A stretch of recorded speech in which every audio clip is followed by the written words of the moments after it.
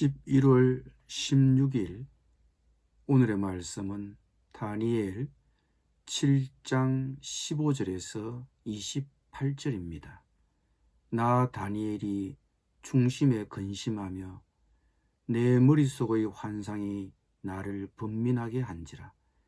내가 그 곁에 모셔선 자들 중 하나에게 나아가서 이 모든 일의 진상을 물으매 그가 내게 말하여 그 일의 해석을 알려주며 이르되 그 내 큰 짐승은 세상에 일어날 내 왕이라. 지극히 높으신 이의 성도들이 나라를 얻으리니 그 누림이 영원하고 영원하고 영원하리라. 이에 내가 넷째 짐승에 관하여 확실히 알고자 하였으니 곧 그것은 모든 짐승과 달라서 심히 무섭더라. 그 이는 새요 그 발톱은 노시니 먹고 부수들이고 나머지는 발로 밟았으며 또 그것의 머리에는 10뿔이 있고 그 위에 또 다른 뿔이 나오매 새 뿔이 그 앞에서 빠졌으며 그 뿔에는 눈도 있고 큰 말을 하는 입도 있고 그 모양이 그의 동류보다 커 보이더라. 내가 본즉 이 뿔이 성도들과 더불어 싸워 그들에게 이겼더니 옛적부터 항상 계신 이가 와서 지극히 높으신 이의 성도들을 위하여 원한을 풀어주셨고 때가 이름에 성도들이 나라를 얻었더라. 모신자가 이처럼 이르되 넷째 짐승은 곧 땅의 넷째 나라인데 이는 다른 나라들과는 달라서 온 천하를 삼키고 밟아 부서뜨릴 것이며 그 10뿔은 그 나라에서 일어날 10왕이요 그 후에 또 하나가 일어나리니 그는 먼저 있던 자들과 다르고 또 새 왕을 복종시킬 것이며 그가 장차 지극히 높으신 이를 말로 대적하며 또 지극히 높으신 이의 성도를 괴롭게 할 것이며 그가 또 때와 법을 고치고자 할 것이며 성도들은 그의 손에 붙임받아 한 때와 두 때와 반 때를 지내리라. 그러나 심판이 시작되면 그는 권세를 빼앗기고 완전히 멸망할 것이요 나라와 권세와 온 천하 나라들의 위세가 지극히 높으신 이의 거룩한 백성에게 붙임받으리니 그의 나라는 영원한 나라이라. 모든 권세 있는 자들이 다 그를 섬기며 복종하리라. 그 말이 이에 그친지라. 나 다니엘은 중심에 번민하였으며 내 얼굴빛이 변하였으나 내가 이 일을 마음에 간직하였느니라. 아멘.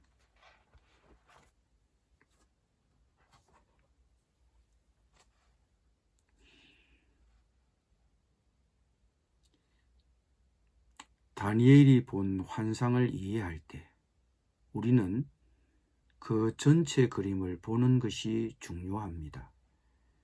지금 우리의 당면한 환경이나 사건, 나라의 부침이 끝이 아니고 하나님은 당신이 작정하신 그 뜻을 이루고 계시고 결국 승리하실 것이라는 점입니다.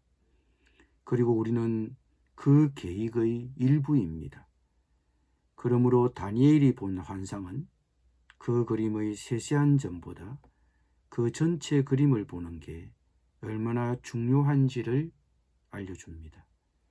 그가 본 환상은 복잡하지만 우리에게 전하려는 메시지는 간명합니다. 다니엘이 본 환상의 전체 그림을 이해하여 작정하신 그 뜻을 이루고 계시고 결국 승리하실 그 하나님의 뜻에 우리에게 헌신하라는 것입니다. 다니엘이 본 환상처럼 이 땅에는 수많은 제국과 왕들과 경제가 흥망성쇠를 거듭 반복했지만 하나님은 이 모든 것을 넘어서 계신 분입니다. 사람이 존재하기 전에 우리나라를 정하셨고 늘 계신 분이시기에 모든 것을 아시는 분입니다. 9절을 보십시오.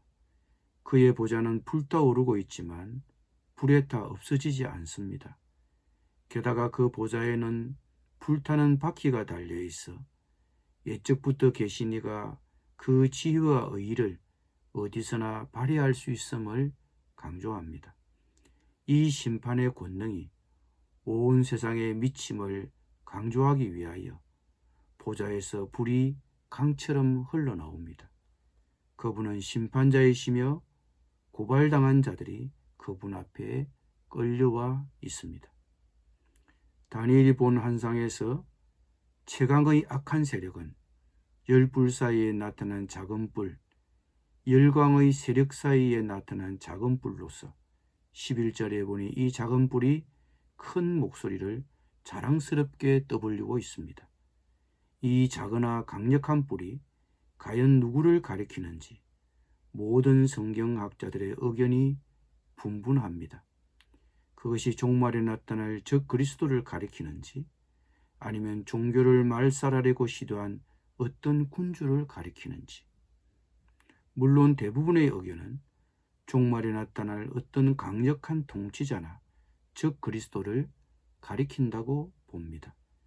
그러나 큰 소리로 떠버리는 이 불의 정체가 무엇이든 그의 운명은 의문의 여지가 없습니다. 11절에 보면 그는 죽임을 당하고 그 시체는 타오르는 불에 던져질 것입니다. 또한 나머지 짐승들도 그 권세를 빼앗깁니다. 그러므로 전체적인 그림은 매우 단순합니다. 옛적부터 계신 이를 대적하는 이는 누구라도 파멸한다는 것입니다. 그런데 아직 끝은 오지 않았습니다. 그러나 승리는 이미 우리의 것입니다. 모든 일이 신비에 가려 있지만 우리 목표는 확실하며 위대하시고 선하신 하나님의 승리는 분명합니다. 다니엘이 환상을 보았을 때 하나님의 법정에 보좌들이 놓여 있었다고 말합니다. 한글 개역개정 성경에서는 9절 내가 보니 왕자가 놓이고라고 되어 있어 왕자가 단수명사로 되어 있지만 영역 성경에서는 왕자들이라고 복수로 되어 있습니다.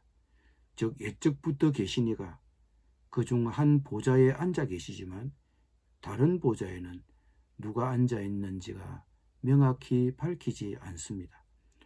또 한 보좌는 인자를 위해 준비된 것이 분명합니다. 이 천상의 재판정에 준비된 보좌에 누가 앉을지는 여전히 다 밝혀지지 않았습니다. 그런데 사도 바울은 옛적부터 계신 이와 보좌에 앉게 될 이가 누구인지 고린도전서 6장에서 말해줍니다. 성도가 세상을 판단할 것을 너희가 알지 못하느냐? 우리가 천사를 판단할 것을 너희가 알지 못하느냐? 라고 했습니다. 우리 주님은 옛적부터 계시니와 보좌에 앉으셔서 하늘과 땅을 심판하실 것입니다. 우리도 그분과 함께 보좌에 앉게 될 것입니다. 이것이 주는 메시지는 분명합니다. 우리가 결국 이 세상의 악을 이기고 승리한다는 것입니다. 그분의 승리에 우리가 동참할 것입니다. 예수 그리스도는 심판하시러 이 땅에 다시 오실 것입니다. 그분의 뜻에 대적하는 모든 세력을 멸하실 것입니다. 그리고 그날 그분을 대적하는 자들을 심판하실 최후의 심판 때 우리도 재판관으로 함께 보좌에 앉게 될 것입니다. 우리가 그분의 승리에 동참할 것입니다. 이 예수 그리스도와 함께 앉을 보좌가 주는 메시지가 무엇입니까? 어떻게 그분의 승리에 우리가 동참할 수 있습니까? 하나님은 다니엘의 환상을 통해 우리에게 요구하십니다. 하나님의 뜻에 대적하는 모든 세력을 멸하는 하나님의 계획에 참여하라는 것입니다. 하나님은 심판하실 분이실 뿐 아니라 선하신 분이십니다. 그분은 심판하려 다시 오실 분이시지만 구원하시려고 이미 오신 분입니다. 우리는 하나님의 뜻에 대적하는 모든 세력을 멸하는 하나님의 계획에 참여해야 합니다. 그 특권이 우리에게 있습니다. 이 시대의 긴급한 필요는 이런 하나님의 계획에 우리가 쓰임을 받는 것입니다. 세상에 나아가 복음을 전가합시다. 하나님이 이 일을 감당할 힘을 주시리라 믿고 그분의 뜻에 순종합시다. 그분의 승리에 우리도 동참합시다. 기도드리겠습니다. 이 세상 끝에 심판하러 오실 주님, 그러나 한편으로 궁극적인 승리를 선언하러 오신 주님, 우리도 주님의 복음을 힘써 전하게 하여 주옵소서. 그리하여 주님의 승리에도 동참하는 기쁨을 누리게 하여 주옵소서. 예수님의 이름으로 기도드립니다. 아멘.